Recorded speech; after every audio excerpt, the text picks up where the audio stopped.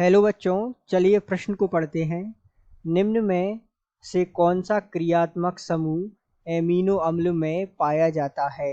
विकल्प आपके सामने दिए हुए हैं। विकल्प ए है COOH, विकल्प बी है NH2, विकल्प सी है CH3 और विकल्प डी है ए तथा बी दोनों। तो आइए मुख्य अवधारणा को समझते हुए हम इस प्रश्न को हल करते हैं। तो यहाँ इस प्रश्न को हल करने के लिए हमें कुछ जानकारी होना आवश्यक है एमिनो अम्ल के बारे में। जैसे कि सबसे पहले तो हमें एमिनो अम्ल की जानकारी होना आवश्यक है, अर्थात इनके उदाहरण, इनकी संरचना इत्यादि जानकारी। तो आइए हम इन्हें भी समझते हैं साथ साथ।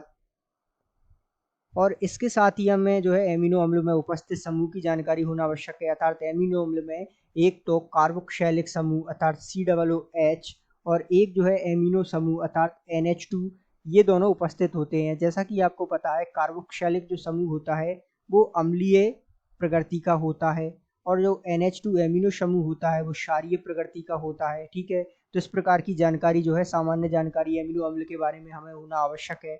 आइए कुछ जानकारी और हम समझते हैं जो है इस प्रश्न को हल करने में महत्वपूर्ण साबित होगी।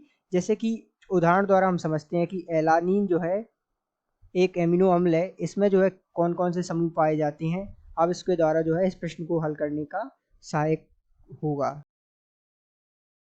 तो ध्यान दीजिएगा, एलानीन जो है एक एमिनो अम्ल है, उसमें COOH तथा NH2 दोनों समूह पाए जाते हैं। इसी प्रकार एक और उदाहरण द्वारा हम देखें, ग्लाइसिन।